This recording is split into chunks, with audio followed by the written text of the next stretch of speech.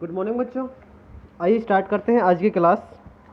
पिछले क्लास में जो पार्ट 1 में हमने किया था फर्स्ट क्वेश्चन, और फर्स्ट क्वेश्चन आपको लगता है वैसे नॉर्मल है कि सर ट्रू फॉल्स ही बताने हैं, लेकिन ये जो क्वेश्चन है ये मायने रखता है। बहुत ही इंपॉर्टेंट क्वेश्चन है ये, क्योंकि इनसे पता चलता है सभी की प्रॉपर्टीज़। क्योंकि अगर हमें सारे जितने भी क्वाड्रिलेटर्स हैं उन सभी की प्रॉपर्टीज़ अगर हमें पता हो तो हम बता सकते हैं कि रेक्टेंगल स्क्वायर हो सकता है, स्क्वायर रेक्टेंगल हो सकता है, इस तरीके से हम बता सकते हैं। ठीक है, लेकिन सबसे पहले प्रायोरिटी किसकी है कि भाई इसकी प्रॉपर्टीज़ आपको लर्न होनी चाहिए। इसकी प्रॉपर्टी मैं आपको लास्ट में दिखा दूंगा, वो प्रॉपर्टीज़ आपको लर्न करनी है। ठीक है, तो चलिए बात करते हैं सेकंड क्वेश्चन की। अब आगे जो क्वेश्चन आने वाला बहुत ही आसान से क्वेश्चन है। Identify all the quadrilaterals that have 4 sides of equal length. बताओ जिसके चारों साइड बराबर हो वो क्वाड्रिलेटर क्या कहलाता है। अब वो क्वाड्रिलेटर कहलाता है, आप सुन लीजिए ध्यान से, वो क्वाड्रिलेटर स्क्वायर भी होता है, स्क्वायर में चारों साइड बराबर होती हैं, और एक और होता है वही इसके साथ साथ रोम्बस। ठीक है, रोम्बस और स्क्वायर दो ऐसे क्वाड्रिलेटर हैं जिसमें चारों साइड बराबर होती हैं। ठीक है, हो गया पहले का आंसर स्क्वायर और रोम्बस। अच्छा, अब सेकंड है, इसमें क्या कर रहा है 4 राइट एंगल, चारों राइट एंगल होने चाहिए। तो 4 राइट एंगल मतलब 90 डिग्री के चारों एंगल होने चाहिए। वो किस किस में होते हैं, एक तो स्क्वायर में होते हैं और दूसरे किस में होते हैं, बताओ जल्दी बताओ शाबाश, रेक्टेंगल में होते हैं। किस में होते हैं, रेक्ट एंगल में। ठीक है, तो पहले का आंसर हो गया स्क्वायर और रोम्बस, और दूसरे का आंसर हो गया स्क्वायर एंड रेक्टेंगल्स। ठीक है, क्लियर, समझ में आ गया क्वेश्चन। तो चलिए अब बात करते हैं थर्ड क्वेश्चन की। थर्ड क्वेश्चन में क्या रखा है, explain how a square is. आपको बताना है कि स्क्वायर है वो क्वाड्रिलेटर क्यों है। अब बताओ क्वाड्रिलेटर क्या होता है, क्वाड्रिलेटर जिसकी 4 साइड होती हैं। स्क्वायर क्या है, स्क्वायर की 4 साइड है। कह रहे कि क्वाड्रिलेटर क्यों है, तो आप इसका रीजन लिखोगे इसी के सामने। पहले का आप रीजन लिखोगे, आंसर लिखिए सीधा, because square has 4 sides, 4 sides, इतना लिखना है। स्क्वायर की कितनी साइड होती है, 4 साइड होती है। ठीक है, लिख दोगे। अच्छा, ए पैरेललोग्राम क्यों है, पैरेललोग्राम इसलिए है क्योंकि इसकी अपोजिट साइड क्या होती हैं, पैरेलल होती हैं। आप इसका सेकंड का रीजन क्या लिखोगे, बिकॉज इन स्क्वायर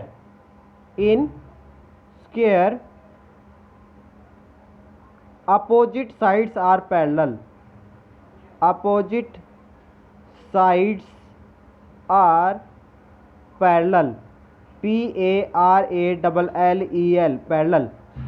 हो गया सेकंड का आंसर। अच्छा, थर्ड का कह रहा है कि रोम्बस है। रोम्बस क्यों है, रोम्बस इसलिए है बिकॉज तीसरे का रीजन लिख रहा हूं मैं, because it has 4 equal sides. चारों साइड क्या होती हैं, इक्वल होती हैं, स्क्वायर में भी और रोम्बस में भी चारों साइड क्या होती हैं, इक्वल होते हैं। ठीक है, साथ में आप एक लाइन और भी ऐड कर सकते हो, अगर ऐड करना चाहो तो ज़्यादा बड़ा हो जाएगा, कोई दिक्कत नहीं, लेकिन समझ लो उसको लाइन क्या है वो। आपको बस इतना लिखना है, because it has 4 equal sides. ठीक है, चारों साइड क्या होती है, इक्वल होती हैं, साथ में इसके अपोजिट एंगल भी क्या होते हैं, इक्वल होते हैं। स्क्वायर के भी इक्वल होते हैं, रोम्बस के भी इक्वल होते हैं, इसलिए स्क्वायर को हम क्या कह सकते हैं, रोम्बस भी कह सकते हैं। ठीक है, नेक्स्ट है ए रेक्टेंगल। रेक्टेंगल क्यों है, रेक्टेंगल इसलिए है because square has opposite sides are equal, opposite sides are equal and each angle, प्रत्येक angle, each angle ANGLE angle each 90 degree. ठीक है, बस इतना आपको लिखना है। हो गया, आसान से ना, कोई हार्ड नहीं है। प्रॉपर्टी याद हो तो कोई दिक्कत नहीं है, बहुत ही आसान से क्वेश्चन है। नेक्स्ट है name the quadrilaterals which diagonals bisect each other. Bisect एक दूसरे को काटते हो, तो ऐसे तो हमारे पास दो ही हैं एक दूसरे को जो काटते हैं, वो कौन कौन से हैं, एक तो हमारे पास स्क्वायर है और दूसरा हमारे पास रोम्बस है। ठीक है, एक और भी हो सकता है, कौन सा बताओ, रोम्बस की बजाय रेक्टेंगल हो सकता है, स्क्वायर एंड रेक्टेंगल्स। ठीक है, perpendicular bisect each other, perpendicular कौन से करेंगे, तो परपेंडिकुलर भी दो है हमारे पास, एक तो होता है रोम्बस, रोम्बस में भी डायगोनल क्या करते हैं, परपेंडिकुलर बाइसेक्ट करते हैं। ठीक है, एक हमारे पास स्क्वायर है, स्क्वायर में भी क्या करते हैं, बाइसेक्ट करते हैं एक दूसरे को। समझ में आ गया ना, क्लियर हो रहा है ना। और तीसरा है हमारे पास काइट। काइट में भी एक दूसरे क्या करते हैं, परपेंडिकुलर बाइसेक्ट करते हैं। ठीक है, हो गया समझ, आ गया ना समझ में, कोई दिक्कत नहीं है ना। तो इसमें हो गया आपके पास 3 फिगर, कौन कौन सी, स्क्वायर, रोम्बस और काइट। इसमें कौन कौन सी हो गई, इसमें हमारे पास हो गई रोम्बस, स्क्वायर, ठीक है, और रेक्टेंगल। क्लियर। अच्छा नेक्स्ट तीसरा पूछ रहा है, तीसरे में इसने पूछा कि डायगोनल्स इक्वल होने चाहिए। तो डायगोनल्स इक्वल किस किस में होते हैं, तो डायगोनल्स इक्वल होते हैं एक तो हमारे इसमें रेक्टेंगल में, ठीक है, दूसरे होते हैं स्क्वायर में भी इक्वल होते हैं, और तीसरे होते हैं रोम्बस में भी डायगोनल क्या होते हैं, इक्वल होते हैं। ठीक है, तो तीनों फिगर आपको बनानी नहीं, फिगर बनानी नहीं है, सिर्फ आपको नाम लिखना है, स्क्वायर, रेक्टेंगल और रोम्बस। ठीक है, हो गया समझ में। Explain why क्वाड्रेटर is a convex क्वाड्रेटर। भाई ये क्वेश्चन है ना, ये फालतू क्वेश्चन है, कोई दिक्कत नहीं, लेकिन मैं आपको सिर्फ समझा रहा हूँ, आपको बस नोटबुक में 4 ही क्वेश्चन करने हैं। ठीक है, explain why rectangle is a convex क्वाड्रेटर। देखो कन्वेक्स क्यों है, कन्वेक्स की कंडीशन क्या है, कन्वेक्स में जो डायगोनल बनते हैं वो अंदर की तरफ बनते हैं। कहाँ बनते हैं, अंदर की तरफ। अब आप कह रहा है, इसमें कह रहा है कि रेक्टेंगल कन्वेक्स क्वाड्रेटर क्यों है, क्योंकि कन्वेक्स में जो जो रेक्टेंगल में जो डायगोनल बनते हैं वो फिगर के जो बाउंड्री है उस बाउंड्री के अंदर बनते हैं, बाहर थोड़ी निकल रहे हैं, इसके डायगोनल अंदर बनते हैं, और जिसके डायगोनल अंदर बनते हैं उसको हम कन्वेक्स क्वाड्रेटर बोलते हैं। तो ये आपको सिर्फ समझना है। ठीक है, नेक्स्ट क्वेश्चन है, ABC is a right angle triangle and O is the mid point. ये हमारे पास ट्रैंगल दे रखी है इस साइड में, और O इसका मिड पॉइंट है। Opposite to the right angle, explain why O is the equidistant from A, B and C। The dotted line are drawn additionally to help you. ये जो dotted line बना रखी है ये additional मतलब extra बना रखी है आपकी हेल्प के लिए। तो देखिए हमने क्या किया, अब आपको ये है ना थ्योरेटिकल है, इसको लिखना है आपको, छठा क्वेश्चन आपको करना है, और करना किस तरीके से है वो देख लीजिए। सबसे पहले आपको लिखना है ड्रा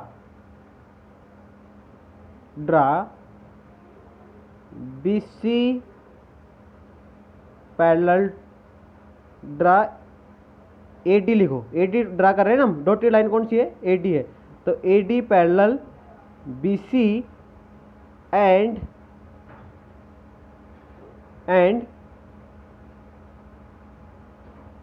दूसरी कौन सी ड्रा की हमने, DC पैरेलल AB। दो चीज़ हमने ड्रा कर दी।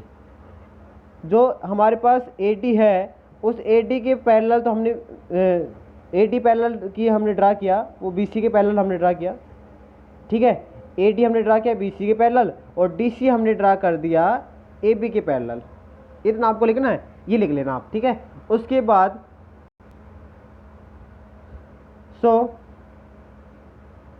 जो AD है वो तो किसके बराबर हो गया, BC के बराबर, ये लिखना है आपको। और जो DC है वो किसके बराबर हो गया, शाबाश जल्दी बताओ किसके बराबर हो गया, AB के। ठीक है, यहाँ तक क्लियर। अब सुन लीजिए ध्यान से, अगर ये पैरेलल हैं तो ये वाला एंगल इसके इक्वल होगा और ये वाला एंगल इसके इक्वल होगा। ठीक है, इसका मतलब चारों एंगल इक्वल हैं। भाई पैरेलल हैं तो एंगल भी इक्वल होंगे, चारों एंगल इक्वल हैं। ईच एंगल आप नीचे लिखोगे, ईच एंगल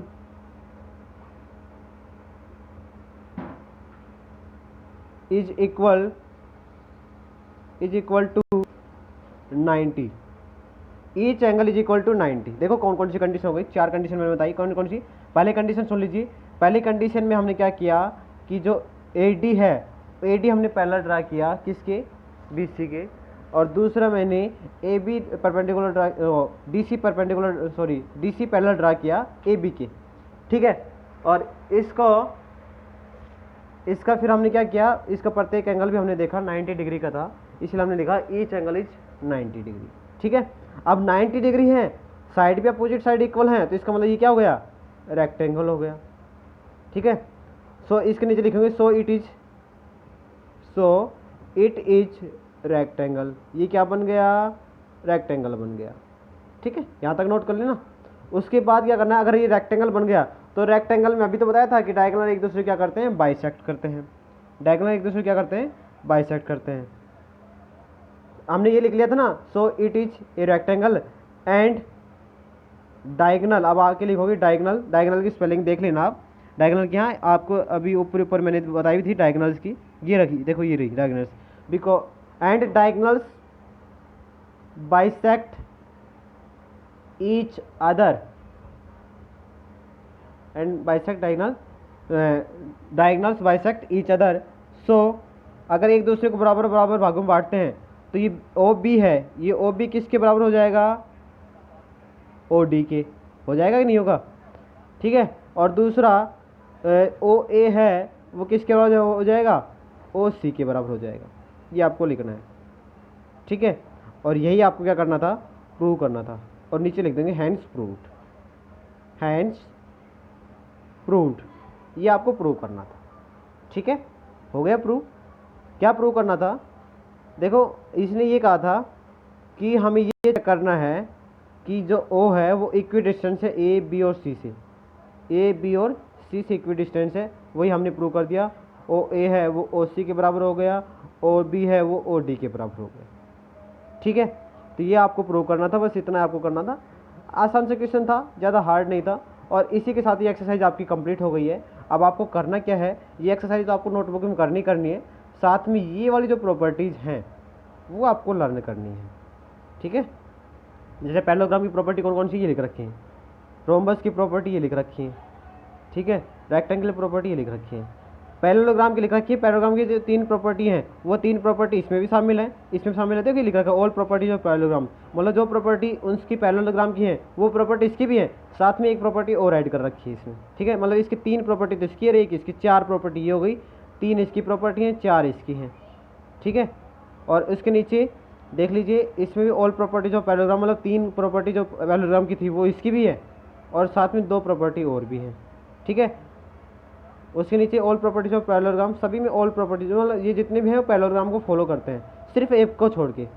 किसको छोड़ के, 2 चीज़ हमारे पास छोड़ दो, एक तो कौन सी, ट्रेपीजियम छोड़ दो, एक काइट छोड़ दो। इन दोनों को छोड़ के बाकी जितने भी हमारे पास कोऑर्डिनेटर हैं वो पैरेललोग्राम की प्रॉपर्टी को फॉलो करते हैं, ठीक है।